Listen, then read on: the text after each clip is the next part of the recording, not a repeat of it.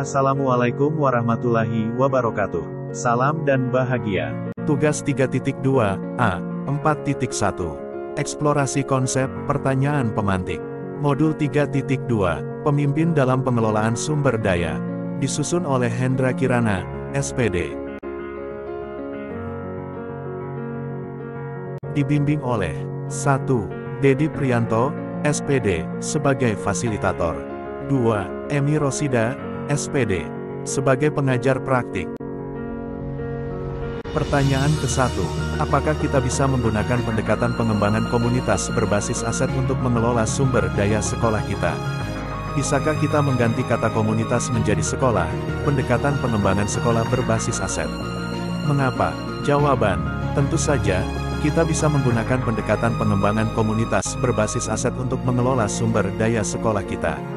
Konsep dasar dari pendekatan ini adalah fokus pada pengembangan dan pemanfaatan aset-aset yang sudah ada dalam komunitas atau lingkungan, baik itu dalam bentuk sumber daya manusia, sumber daya alam, maupun sumber daya fisik. Mengganti kata komunitas menjadi sekolah dalam pendekatan ini juga dapat dilakukan, sehingga menjadi pendekatan pengembangan sekolah berbasis aset. Hal ini karena sekolah dapat dianggap sebagai sebuah komunitas yang terdiri dari para siswa, guru, staf, orang tua siswa, dan masyarakat sekitar yang memiliki aset atau kekuatan masing-masing yang dapat digunakan untuk meningkatkan kualitas pendidikan di sekolah.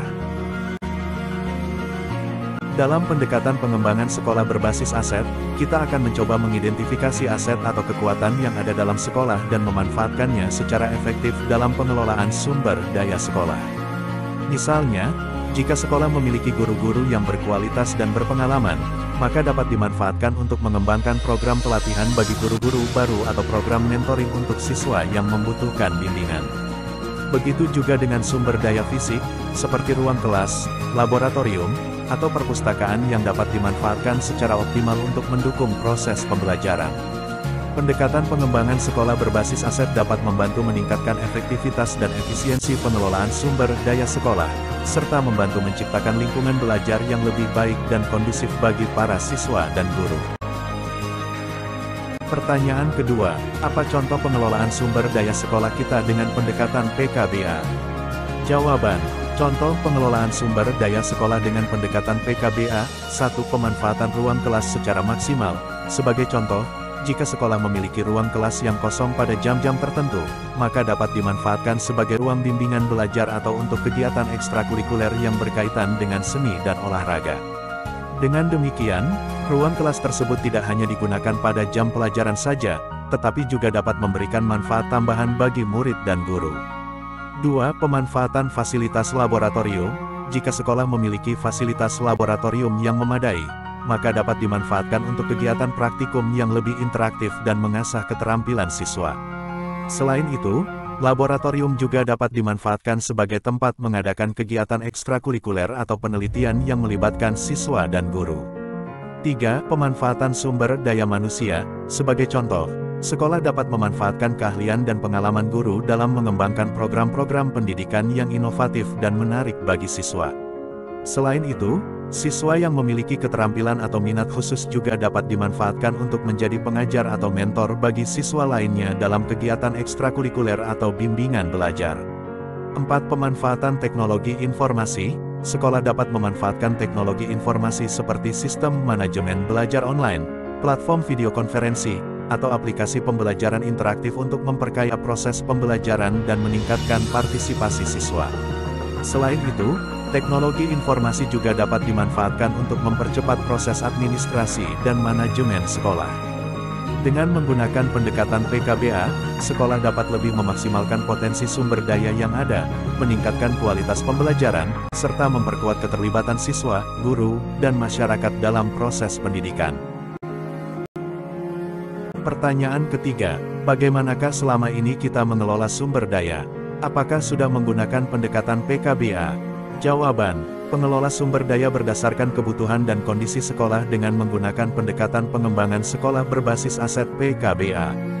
Sebagai seorang guru maupun pemimpin, penting untuk selalu melakukan evaluasi dan refleksi terhadap cara kita mengelola sumber daya sekolah dan apakah sudah memanfaatkan aset-aset yang ada di sekolah secara jika belum, kita dapat mencoba mengadopsi pendekatan PKBA dan melakukan tindakan konkret untuk memanfaatkan aset-aset tersebut dalam meningkatkan kualitas pendidikan di sekolah. Pertanyaan keempat, jika belum, bagaimana caranya kita mengelola dengan pendekatan pengembangan sekolah berbasis aset? Jawaban, jika belum, langkah-langkah yang dapat dilakukan untuk mengelola sumber daya sekolah dengan pendekatan pengembangan sekolah berbasis aset PKBA adalah sebagai berikut. 1. Identifikasi aset yang dimiliki sekolah. Pertama-tama, guru dan staf sekolah harus mengidentifikasi semua aset atau kekuatan yang dimiliki sekolah. Hal ini dapat dilakukan dengan membuat daftar semua sumber daya yang dimiliki sekolah, termasuk sumber daya fisik, manusia, dan jaringan. 2. Evaluasi aset. Setelah mengidentifikasi aset sekolah, langkah selanjutnya adalah mengevaluasi kekuatan dan potensi setiap aset.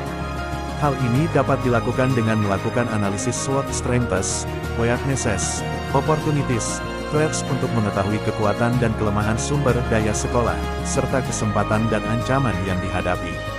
3. Prioritaskan aset. Setelah mengevaluasi aset sekolah, langkah selanjutnya adalah memprioritaskan sumber daya mana yang akan diprioritaskan dan dikelola lebih lanjut. Hal ini dapat dilakukan dengan mempertimbangkan urgensi dan pentingnya sumber daya tersebut dalam mendukung pencapaian tujuan sekolah. 4. Manfaatkan aset. Setelah aset sekolah diprioritaskan, maka langkah selanjutnya adalah memanfaatkan aset tersebut dengan maksimal untuk mendukung pencapaian tujuan sekolah. Hal ini dapat dilakukan dengan mengembangkan program-program atau kegiatan yang memanfaatkan kekuatan dan potensi sumber daya tersebut.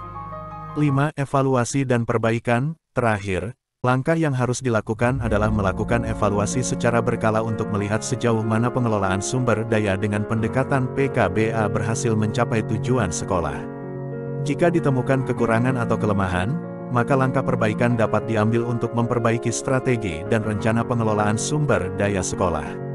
Dengan mengelola sumber daya sekolah dengan pendekatan PKBA, diharapkan sekolah dapat memanfaatkan kekuatan dan potensi sumber daya yang dimiliki dengan lebih maksimal, sehingga dapat meningkatkan kualitas pendidikan dan mencapai tujuan sekolah dengan lebih efektif dan efisien. Mari belajar, bergerak, berkolaborasi bermakna dan bermanfaat untuk kemajuan pendidikan Indonesia. Terima kasih. Salam dan bahagia.